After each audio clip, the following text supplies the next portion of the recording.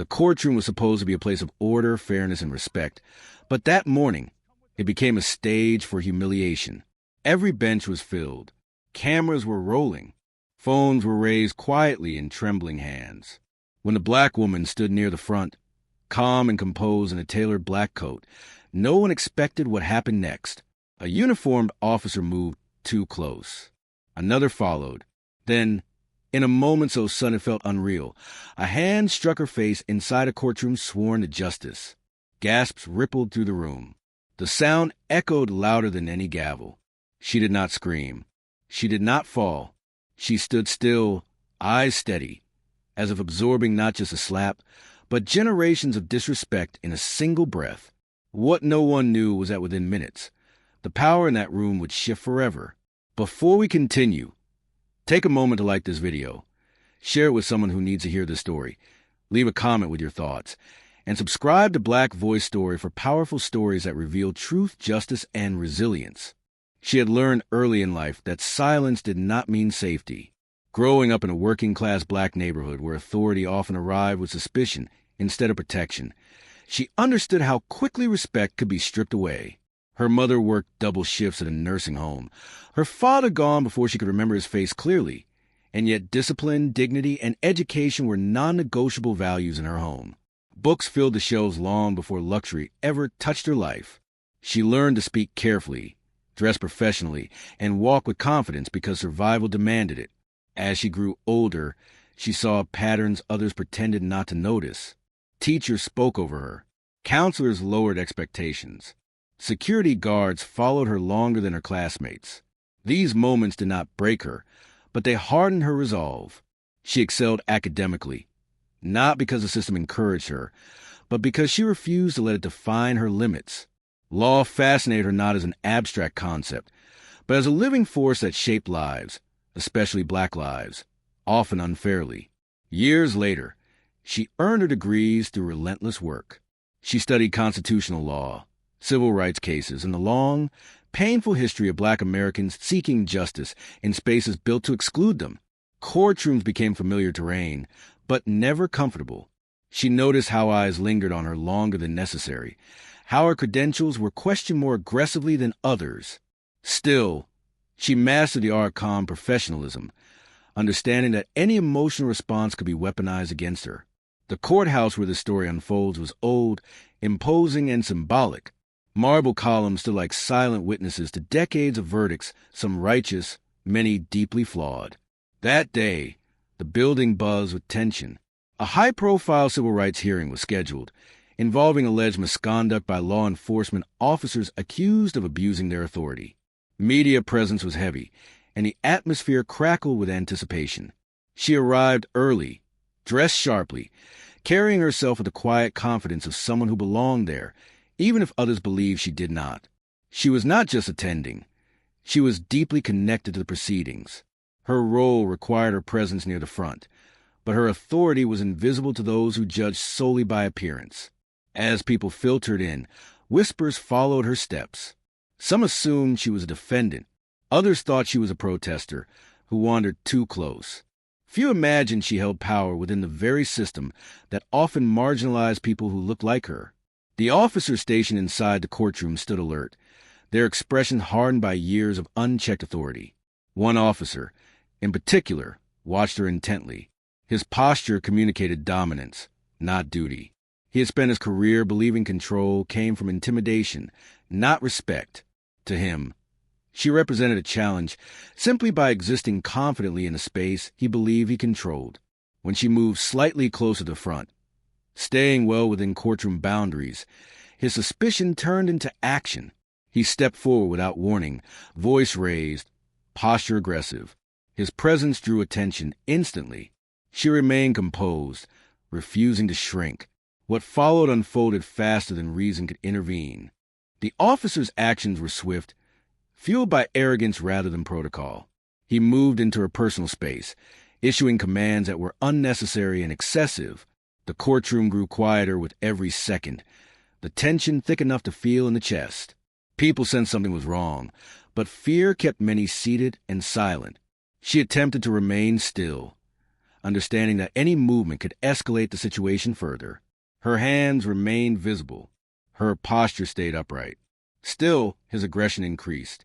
Another officer joined him, reinforcing the imbalance of power. Authority closed in around her, not because she had done anything wrong, but because she had dared to stand confidently where they believed she did not belong. Then it happened.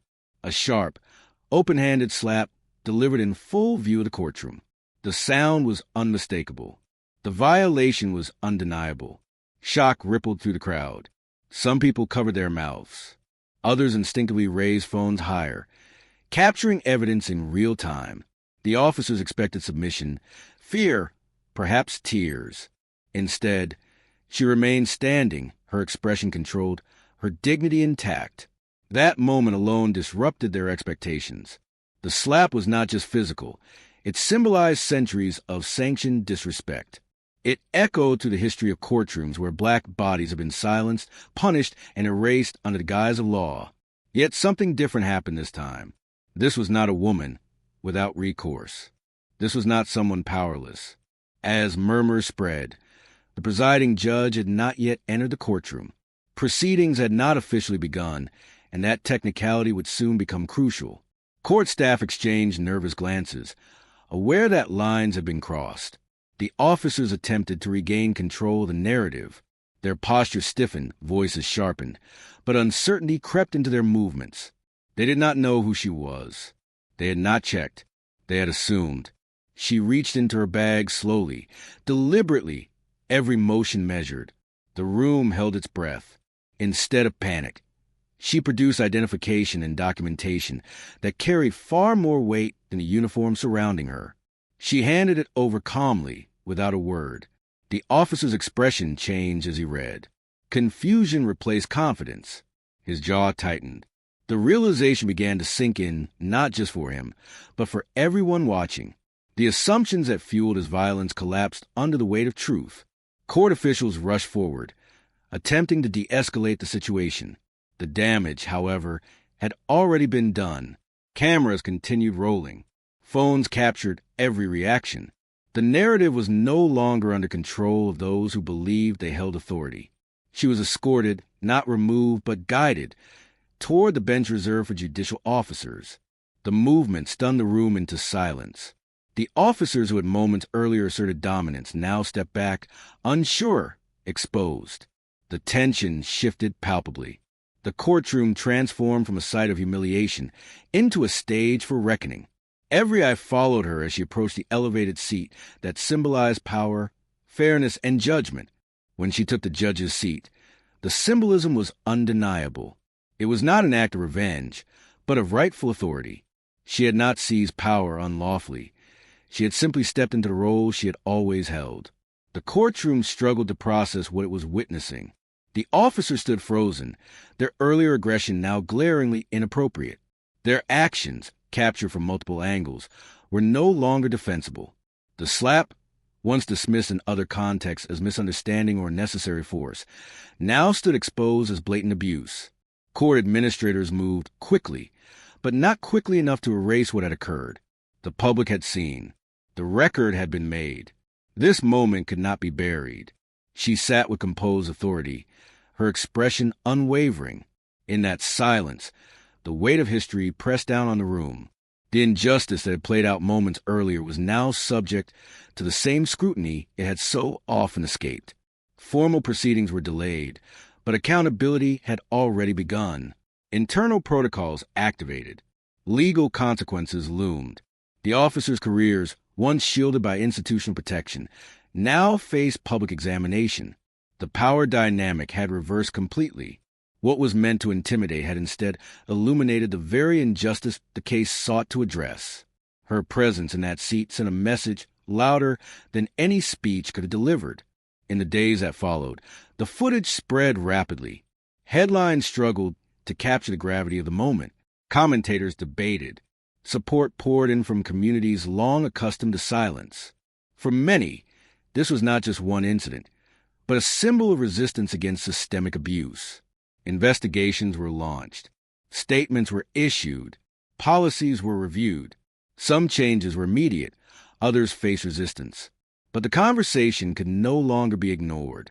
For her, the experience reinforced a truth she had always known.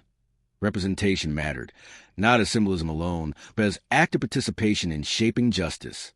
She did not become bitter. She became more resolute. The courtroom where the slap occurred would never feel the same again. It had witnessed not just an act of racism, but its exposure. The power of unchecked authority had been challenged by competence, dignity, and truth. This story reminds us that justice does not move on its own.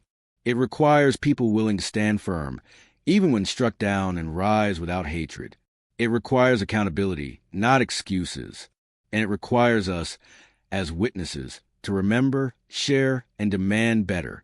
If this story moved you, inspired you, or made you think, please like this video, share it with others, leave a comment with your thoughts, and subscribe to Black Voice Story for more powerful stories that speak truth, challenge injustice, and amplify voices that deserve to be heard.